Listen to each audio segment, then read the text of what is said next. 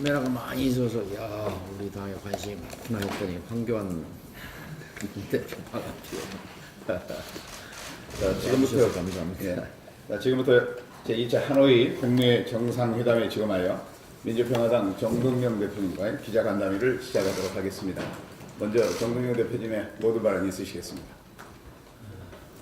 예. 앞으로 우리 역사는 수동태가 아닙니다.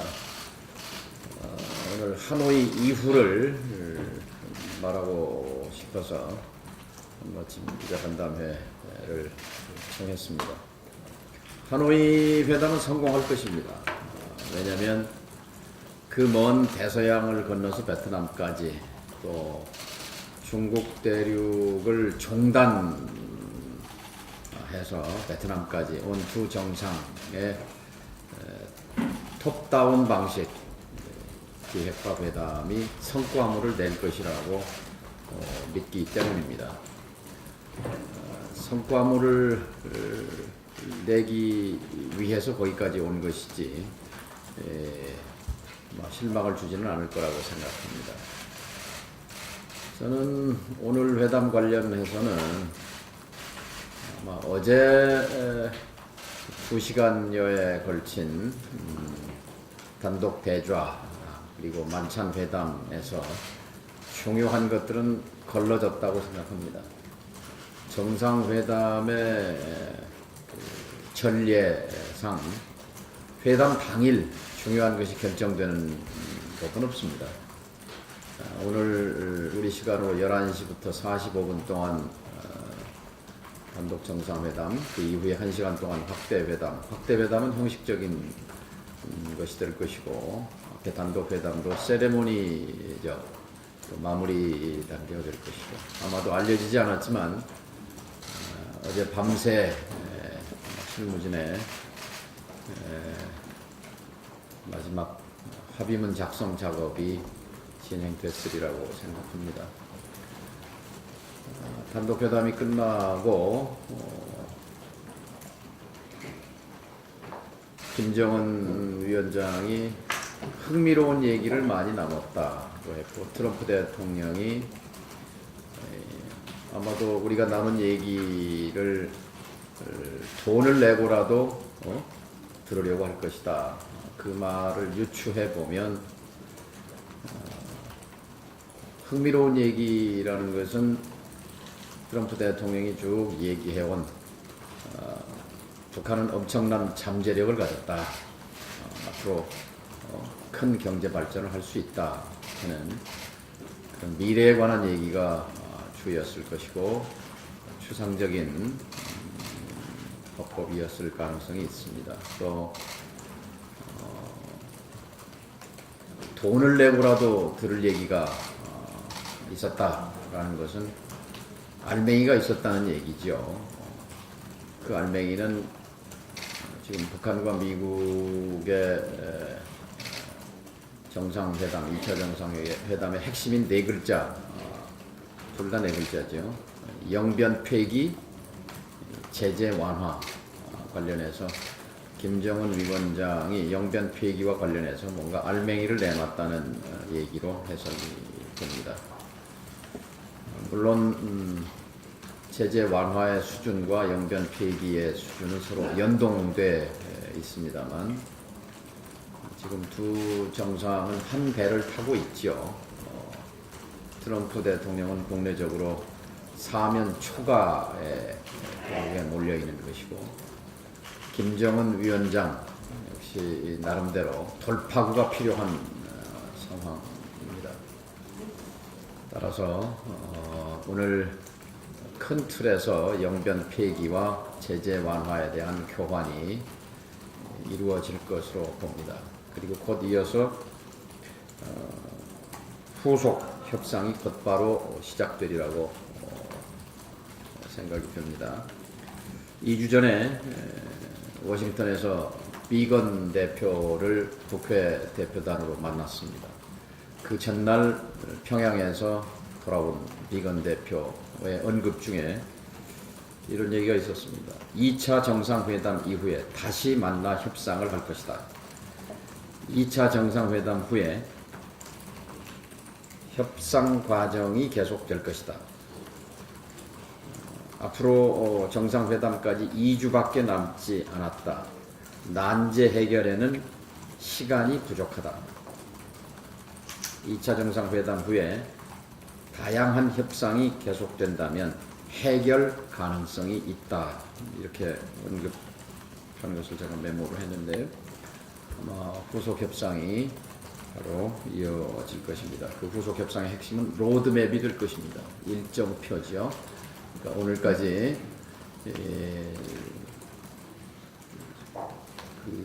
서로가 원하는 것에 대한 교환 순서와 일정 합의까지는 시간 부족상 어렵다. 그러니 바로 정상회담 후에 후속 협상이 될 것이다라고 말씀드리는 이유입니다. 그리고 어제 이 자리에서 국민경청 최고회의를 통해서 결의문을 발표했습니다. 하노이 정상회담에서 9.19 평양선언에 대한 지지 또는 재확인이 담기기를 촉구했습니다. 4.27 판문점 회담을 재확인한 것이 6월 12일 싱가포르 정상 합의에 담겼습니다. 마찬가지로 오늘 하노이 합의에서 9.19 평양선언에 대한 지지 또는 재확인이 담기게 되면 9.19 선언에 포함된 개성공단과 금강산 관광 재개 조건이 마련되는 대로 개성공단과 금강산 관광을 정상화하겠다는 남북 합의가 탄력을 갖게 될 것입니다. 조건이 마련됐다고 볼 수 있을 것입니다. 이제 정부가 창의적인 노력을 시작할 때입니다. 앞으로의 한반도 역사는 수동태가 아니다라고 말씀드렸습니다.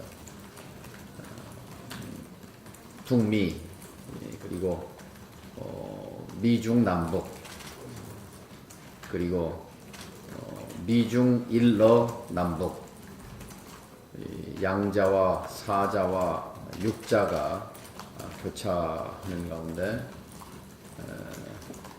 새로운 동북아 지형이 펼쳐질 것이라고 봅니다. 그런 점에서 우선 정부가 해야 할 일은 국론 통합입니다. 야당과 먼저 소통해야 합니다. 정보를 공유해야 합니다. 문재인 대통령께서 적극적으로 야당과 그리고 반대자들과 소통해야 합니다.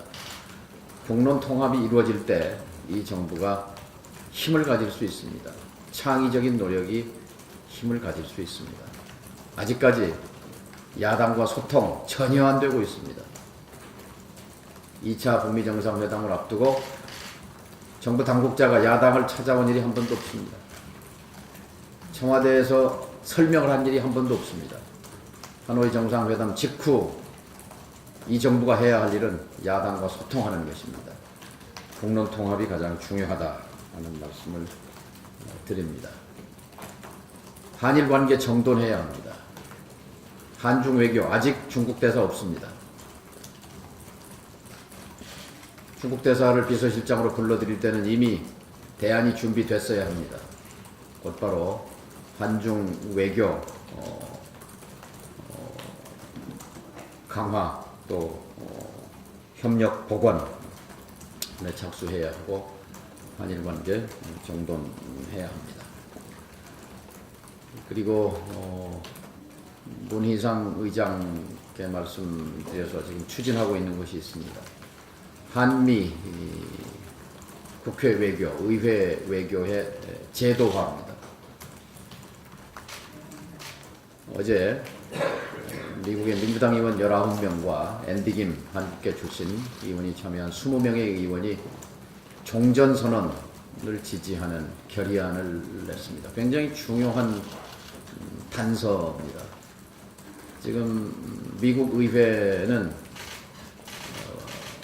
냉소, 회의, 반감이 지배합니다. 트럼프 대통령에 대한 냉소, 트럼프 대통령에 대한 회의론, 트럼프 대통령에 대한 반감이 지배합니다. 그 현장에서 김정은 위원장과 북한에 대한 냉소와 회의와 반감이 지배합니다. 이것을 저감시키려면 정부의 노력과 함께 의회의 노력이 중요합니다. 지난 2월 11일부터 일주일 동안 미국 조야를 상대로 한, 특히 미국 의회의 가장 중요한 인물 하원 의장 낸시 펠로시 의장과의 솔직한 토론, 그리고 하원 외교위원회 아태 소위위원들 14명과의 집단 토론은 의회 외교사에서 굉장히 중요한 의미를 갖는 사건이었습니다. 시점에 있어서 그렇습니다. 역사적인 북미 정상회담 2주를 앞두고 국회를 망라하는 대표단이, 국회의장과 5당 대표와 외교통일위원장단이 포함된 14명의 의원단이 낸시 펠로시 하원의장은 우리나라의 국회의장과 당 대표를 합쳐놓은 권력을 갖고 있습니다. 16년째 민주당 대표인 펠로시 하원의장의 머릿속에 북핵 문제, 북한 문제는 우선순위에 들어있지 않았습니다. 그리고 펠로시 의장의 트럼프 대통령에 대한 반감과 적대감은 굉장했습니다. 느낌으로. 그리고 역시 그 연장에서 북미 회담에 대한 부정적 시각이 강했습니다. 한 번의 토론으로 생각이 바뀌진 않았겠지만 아마 상당한 영향을 받았으리라고 생각합니다. 특히 펠로시 의장이 말은 중요치 않다, 증거가 없다, 증거를 내놔라, 또 트럼프 대통령을 믿을 수 없다, 쇼다 하는 그런 인식과 충돌하는 우리 대표단의 반론, 베트남의 장소성, 역사성, 국제정치에서 영원한 적도 없고 영원한 친구도 없는 반증인 베트남과 미국 관계, 그 베트남에서 70년 동안 오래된 적이었던 미국과 북한이 역사적인 탈냉전 회담을 하는 것, 이것의 역사성, 그리고 회담을 통해서 펠로시 의장이 원하는 증거를 확보하기 위한 회담 아니겠는가 라는 것, 특히 영변 폐기는 확실한 증거다. 영변 폐기는 북한 핵 능력의 80% 폐기를 의미한다. 300개가 넘는 핵시설, 그것의 폐기는 북한 핵의 사실상 불능화를 의미한다 하는 우리 국회 대표단의 설명은 펠로시 의장에게 중요한 참고가 됐으리라고 생각합니다. 24년 전에 제네바에서 북미 간의 어그리드 프레임워크, 제네바 합의가 있었습니다. 그때 영변 동결이었습니다. 봉인, 프리징이었습니다. 그 대가로 미국이 준 것은 적대 관계의 해소와 관계 정상화였습니다. 이번 2019년 2월 28일 하노이 정상회담의 핵심은 영변의 폐기입니다. 지난 24년 동안 북한 핵을, 당시는 핵물질 50g의 불일치 문제가 핵심이었습니다. 50g. 그런데 지금은 핵 보유국을 선언한 북한을 상대로 한 협상입니다. 이 협상에서 영변 핵 폐기가 구체적으로 적시된다면 한반도 비핵화의 하나의 성공 기준점이라고 생각합니다. 좀 길게 설명을 드렸는데요. 이제 뭐 그런 기대를 가지고 지켜보기로 하고요.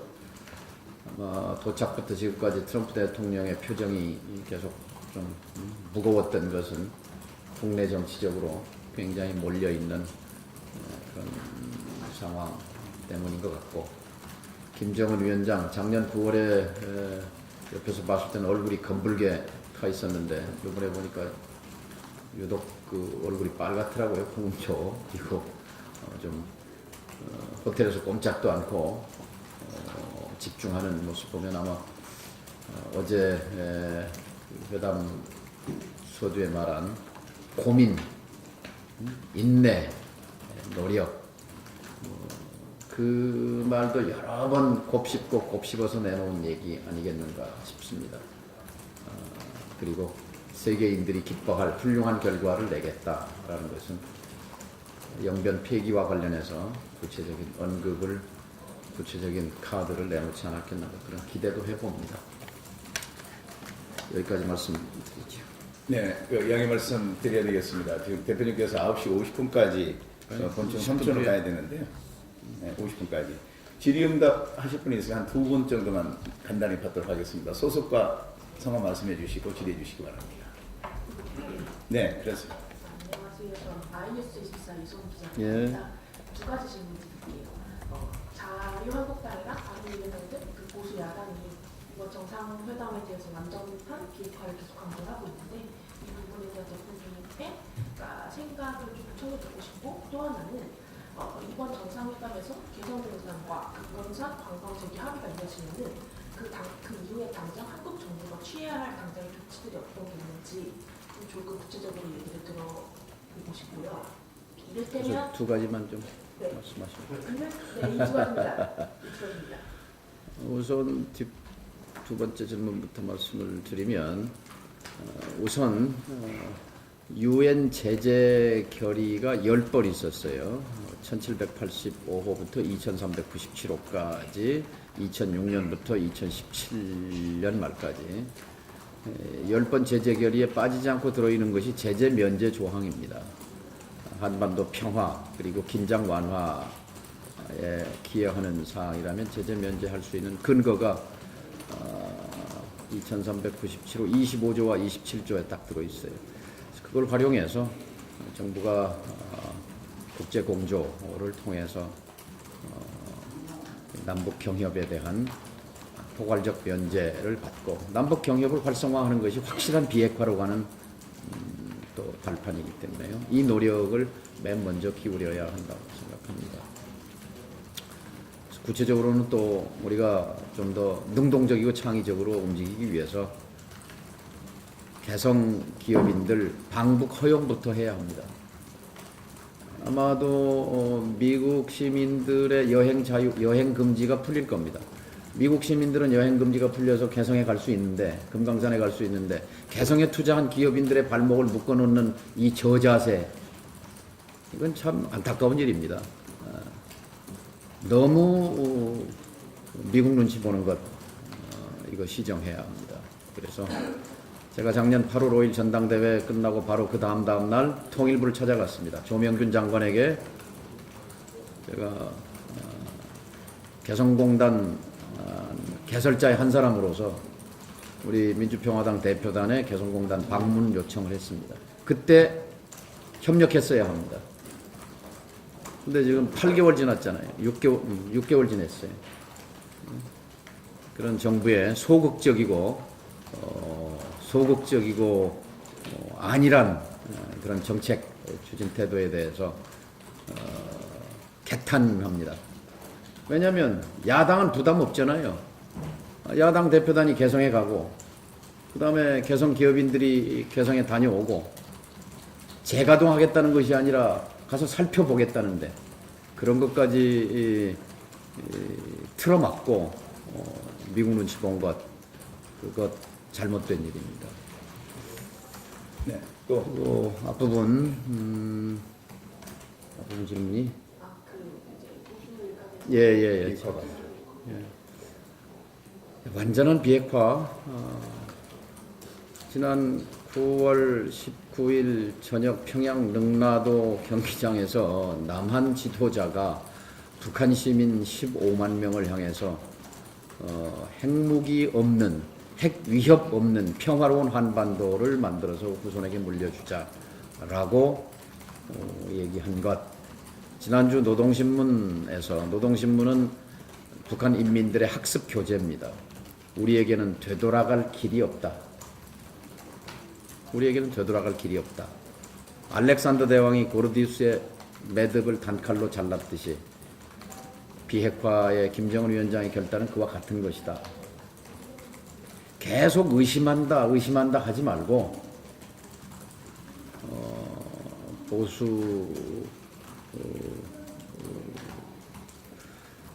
보수적인 보수 세력이죠. 보수 세력은 이걸 한번 성찰해 봐야 합니다. 자신들의 집권 시기에 계속 북이 무너진다, 조금만 더 압박해라, 제재해라, 조금 더 강하게 밀어붙여라. 그래서 핵 항공모함도 들여오고, 핵 잠수함도 들여오고, 핵 폭격기도 들여오고, 압박하면 무너진다 했는데 결과는 자신들의 집권 시기에 4차례의 핵실험, 50차례의 탄도미사일 발사, 핵 능력의 10배 이상의 증강. 그거 책임은 누가 집니까? 김대중 대통령의 햇볕 정책 때문에 그렇게 됐다고 하는 핑계는 너무 무책임하고 너무 논리에 맞지 않는 얘기입니다. 자신들 한 일이 없잖아요. 남북관계에 티끌만한 진전도 가져오지 못했는데 이제 역사의 대전환인데 우선 성찰하시기 바랍니다. 네, 다른 분 없으시면 아니, 괜찮아요. 예, 괜찮습니까? 시간이? 네.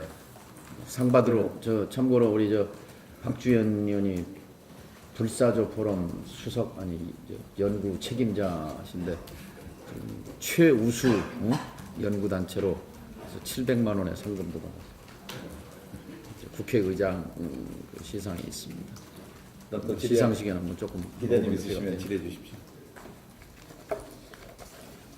네, 말씀해 주십시오. 뉴스팀의 김준희 기자라고 합니다. 다름이 아니라 아까 국회 간의 공공외교 같은 것도 말씀을 하셨는데 좀 어떻게 진전을 시킬 수 있을지 방안이 좀 있으신가요? 예. 그래서 워싱턴에 있는 대사관은 이제 정부의 창구인데요. 국회의 창구를 개설할 필요가 있습니다. 워싱턴에. 왜냐하면 우리 한국 국회의 의원 외교의 의회 외교의 90%는 워싱턴 외교입니다. 이번에 저지난주에 하원 외교위 위원장 엘리엇 엥겔 위원장과 그 아테소이 의원 14명이 참석했어요. 그쪽에서. 제가 미국 의회에 자주 가봤습니다만 미국 의원이 14명이나 참석한 경우는 처음 봤어요. 그런데 그때 우리 참석했던 의원들이 다 느꼈어요. 왜 저 양반들이 일본 얘기를 이렇게 자주 하지? 뭔가 좀 느낌이 싸했습니다. 일본은 미국 의회 외교에 쏟는 물적, 인적 지원이 한국 노력의 60배에 달한다고 합니다. 60배. 이런 식으로 해서 우리의 국익을 제대로 챙기겠는가 그런 차원에서 미국의 존스 홉킨스 대학이나 또는 조지 워싱턴 대학이나 또는 다른 싱크탱크의 코리아 데스크, 코리아 의회 데스크지요, 를 설치해서 미국 상하원과 한국 의회를 교량 역할을 하는 다리를 설치하는 거죠. 거기에 이제 물론 예산이 수반됩니다만 이 부분을 문희상 의장께 현지에서도 말씀드렸고 한국 국회의장과 여야 5당 대표단과 외교통일위원장단이 이렇게 매머드 규모로 왔다 간 것을 일회성으로 해서는 안 됩니다. 뭔가 이것을 제도화해야 된다고 해서 그런 논의를 했었고 그제 문희상 의장을 찾아뵙고 그 제안을 해서 문희상 의장이 지시한 걸로 압니다. 그걸 적극 검토해서 추진하도록. 그러니까 의회 대 의회의 창구를 워싱턴에 설치하는 거죠. 정말 마치 같습니다. 마지막으로 한 번만 더. 한 번만 더 하실까요? 지금 시간이 다 돼서. 아니 괜찮아요. 예, 괜찮습니다. 상관은. 예.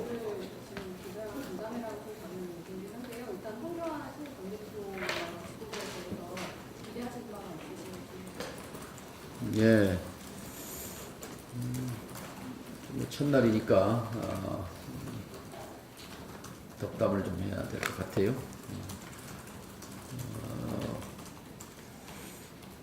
건전 보수 야당을 재건하시기 바랍니다. 야당이 강해져야 건전 야당으로 재탄생해야 또 국회도 강해집니다. 그래야 땅바닥에 떨어진 국회의 신뢰 재건을 위해서 여야가 협조해야 합니다. 정부에 협조하라는 것이 아니라 국민의 불신을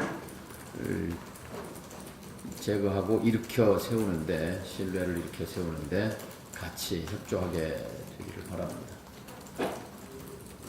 네, 이상으로 마치겠습니다. 함께해 주신 기자 여러분 대단히 고맙습니다. 감사합니다. 한 시간 남았나요? 정상회담이?